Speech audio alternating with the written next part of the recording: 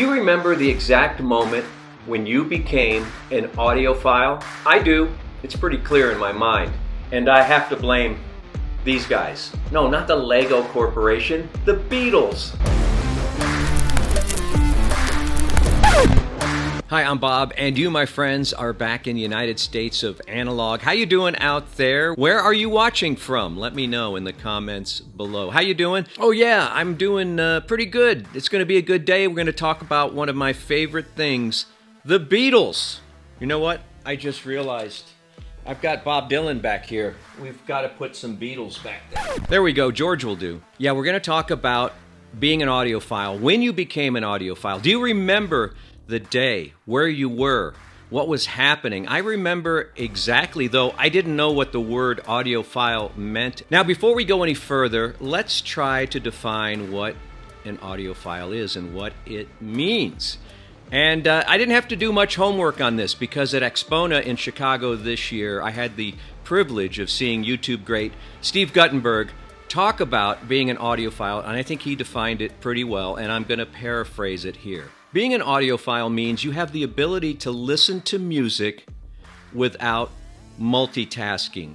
Now, what exactly does that mean? That means you're sitting down with a purpose to listen to music without watching your Instagram, without checking your messages or looking at news feeds on the internet. Now, if you happen to be reading liner notes and checking out album art, I'm going to allow that. Steve really didn't address that part of it. I'll allow it. But yeah, that's basically what it means, listening to music uninterrupted, without any distractions, either imposed or voluntary. And if you stick around to the very end, I'm going to show you my Beatles guitar collection. Yeah, it's gonna be sweet. So stick around, don't go anywhere, and while you're here, you might as well take a couple seconds just to hit that subscribe button, all right? And help me grow the channel, support the channel in any way that you think is fab. And we just happened to be passing through Utica, New York in our 1966 Dodge Polara that we were dropping off at Bayonne, New Jersey to have it shipped by boat to England. Anyway, my aunt and uncle had this great house, and the oldest son, Robert, pulled me aside, and yeah, nothing weird here. He took me into the parlor, they called it, where there was a console stereo. And he looked me straight in the eyes, and Robert asked, "Are you a Monkees fan, or are you a Beatles fan?" I knew I was a Monkees fan. Don't hate on the Monkees. I have a greater appreciation for them now than I did even back in the day. I said the Beatles. He called BS on me, and he said, "Hey, there's something I want you to listen to." And he took out this fantastic record. I don't know if I even have it here. I don't even think I brought it out here. He brought out Magical Mystery Tour, and I was just amazed as I sat there and listened to that record in the parlor on a console, but you know, with the built-in speakers and the dual turntable inside. And there I was looking at the album cover, front and back, and the book inside and everything. And I was just amazed. My world changed in that moment. I know it did.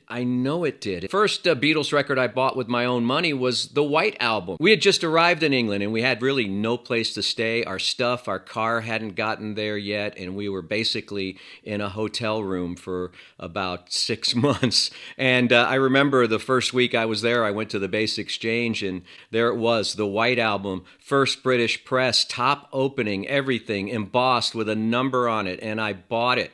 I don't even know where I scraped together the money because I didn't have a job or anything, but I bought it and I couldn't even listen to it. But you know what? It was good enough just to have it, just to own it, just to open it up and look at the posters and those 8x10 photographs. I was having a musical audiophile experience for 6 months with the White Album before I could even play it on my own little what was it? It was a Motorola, this little portable stereo thing with speakers that flipped out. And it was nuts, but that's what I had, and I loved it. So I was an audiophile at that moment. It wasn't until many years later, though, that I realized how great the Beatles were sonically when I started getting better and better systems in college, and then when I got a job. So is it coming to you yet? Are you starting to remember those first audiophile experiences? Again, I didn't even know what the word meant until I knew what it meant.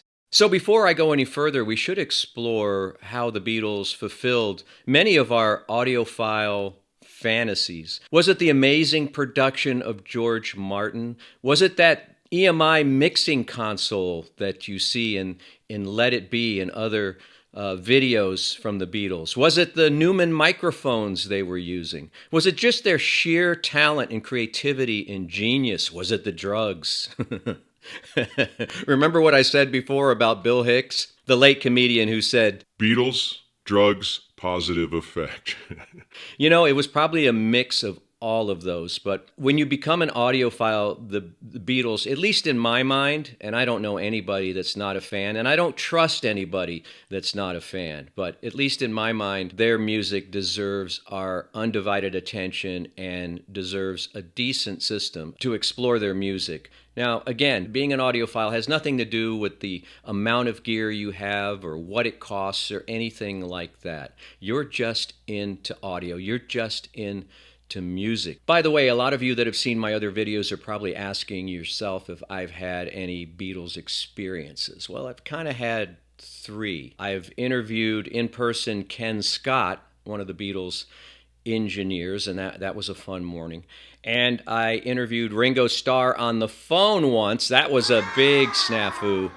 Oh, man. The publicist told me he wanted to talk about one thing. Then when I had him on the phone for 5 minutes, he wanted to talk about something else. So I ended up never even airing that interview, and I lost the digital tape that I had recorded it on. I was just kind of upset after that. They'd only given me 5 minutes anyway. How can you interview one of the Beatles, one of the most amazing musicians in the history of the world, and only have 5 minutes? It can't be done. And my third experience was a few years ago where I was able to walk Abbey Road with my 3 boys. We got a really cool shot. I'm going to show it to you here. Had 2 cameras running. The taxi cab driver had a camera and my wife had a camera. Only walked it once, but it was my wife that got the winning shot. The Beatles are also worthy of our audiophile attention because of their production techniques in general. Things like backwards guitar and panning, the use of synthesizers and mellotrons. Well, that's kind of a synthesizer. Tape loops. As far as I'm concerned, anything you hear on a modern rock recording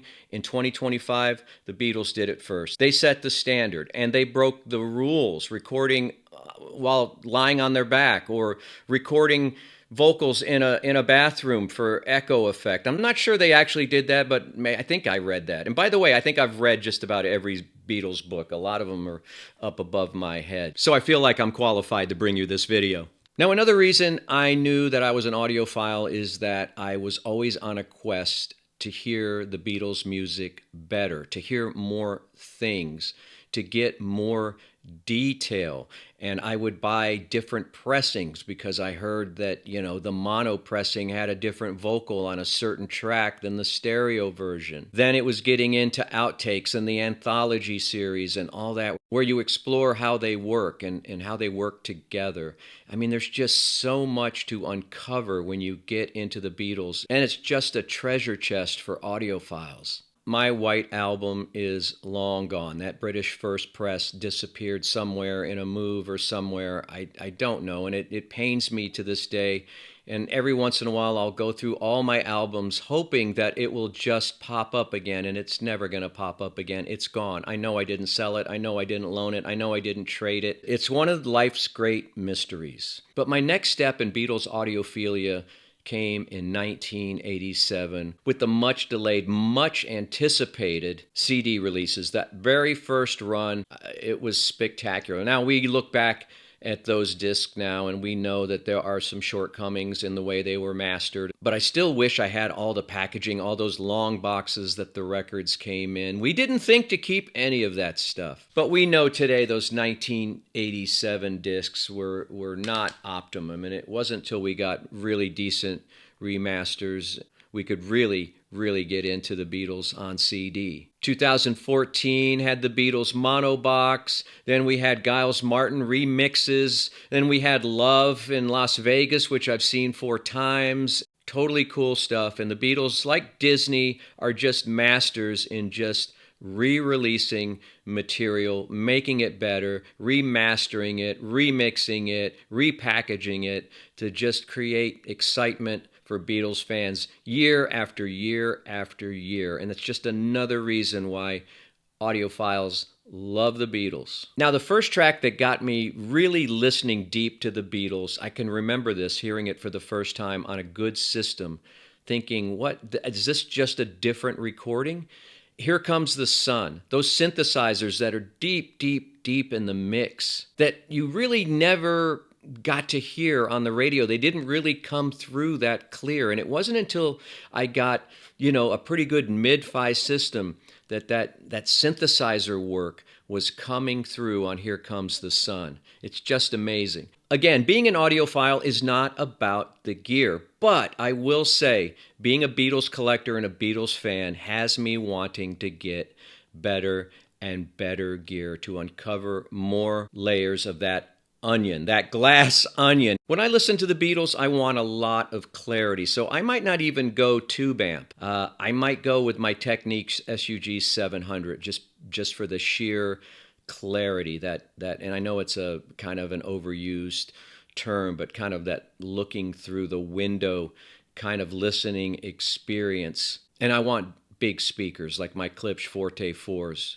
And I want to listen to Beatles on vinyl because not only the album cover is great, that's how I listened to them when I was a young man, and it just brings back that nostalgia, that excitement, and that joy. How about you? What do you think of the Beatles? Did they get you into the audiophile game, or was it another band? Was it the Doors? Was it the Kinks? Was it the Rolling Stones? For some reason, I think of the Beatles as a little more of an audiophile band than the Stones, though. The Stones are kind of a party band. So that's the first part of the video here. Do you believe Steve Guttenberg and what he said in his definition, or is it about the gear? Now, being a Beatles fan and an audiophile also got me into thinking about how the Beatles made their sound, their instruments. And I started collecting, pretty mid-level versions of some of the instruments they use just out of curiosity. I'm more of a collector than a player. I know a few cowboy chords and I can play some Beatles tunes on the bass, but I wanted to show you my Beatles guitar collection. And if you ever want to explore Beatles gear and Beatles guitars and Beatles instruments, this is the definitive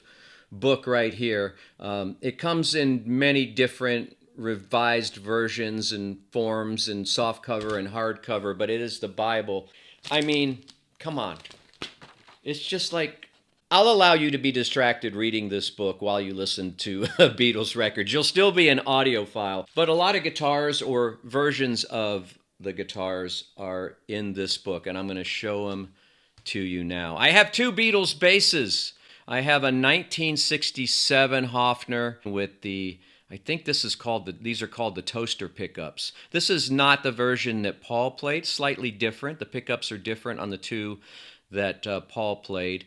His main one that you've seen, even in concert today is the 1962, late 1961, 62. And that's the version that he still plays today. He had an older bass. I think it was a 61 that got stolen, where the pickups are a little closer together near the neck, but in recent years has been returned to him, so that's good news. I also have a German Höfner reissue of a 62 that was manufactured commemoratively for a music store in England. There are very few of these on the planet. Speaking of Paul, I also have this kind of cheap Epiphone Texan. I have put the Red Wing sticker on it in honor of the way he decorated his Texan for Wings. The Texan, of course, was the guitar that he wrote Yesterday on.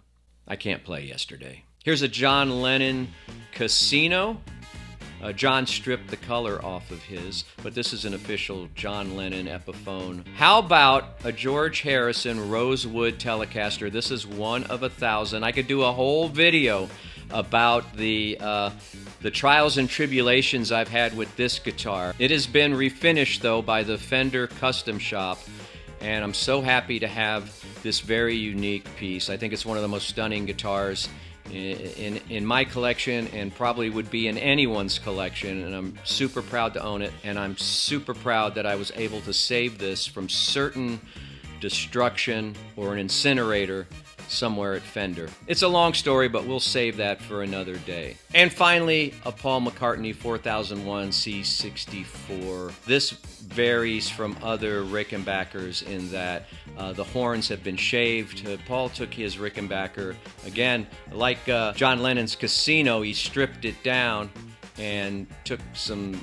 sanding blocks to it or something and reshaped it, and that's what this bass reflects. That is my Beatles guitar collection. Thanks for sticking around and talking with me about being an audiophile. It's a wonderful thing. I'm proud of being an audiophile. I hope you're proud of being an audiophile. Remember, it's not about the gear. It's about the journey. It's about listening uninterrupted and enjoying the music to its full potential, to its full intent. And speaking of intent, I would love it if you had the intention to see one more video. In fact, it's going to be right up here. It's going to appear any moment, and the geniuses at YouTube have already selected. Oh, there it is, right there. It's right there. All you've got to do is click on it, and we'll see you next time in the United States of Analog.